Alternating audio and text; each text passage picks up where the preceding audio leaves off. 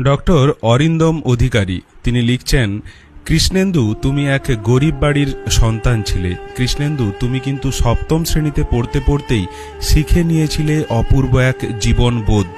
কৃষ্ণেন্দুর পরনে হালকা হলদে টি শার্ট আর নীল রঙের প্যান্ট। চিপস কিনবে বলে মিষ্টি দোকানের সিঁড়ির ধাপে কি সুন্দর পকেটে হাত রেখে দাঁড়িয়ে আছো তুমি। সামনে দাঁড় করিয়ে রেখেছ তোমার ঘুরে বেড়ানোর প্রিয় সাইকেলটিকে। এ ছবিকে কেন স্মৃতির পাতায় পাঠিয়ে দিলে কৃষ্ণেন্দু? চিপস চুরির অপবাদ সহ্য করতে না পেরে আত্মঘাতী পাঁশকুড়ার সপ্তম শ্রেণীর ছাত্র কৃষ্ণেন্দু। এই ঘটনাকে কেন্দ্র করে ব্যাপক চাঞ্চল্য ছড়িয়ে পড়ে এলাকায়।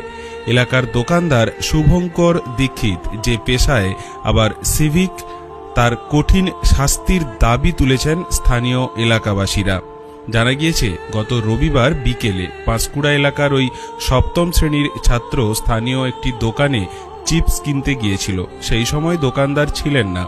বেশ কয়েকবার দোকানদার শুভঙ্কর দীক্ষিতকে ডাকাডাকি করেও তার সাড়া মেলেনি।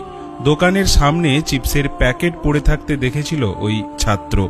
এরপর চিপসের প্যাকেট তুলে নিয়ে সাইকেলে করে সে বাড়ির উদ্দেশ্যে রওনা দেয়। আর ঠিক সেই সময়েই দোকানদার চলে আসেন। ছাত্রটিকে চিপসের প্যাকেট নিয়ে যেতে দেখে তাকে মোটরসাইকেল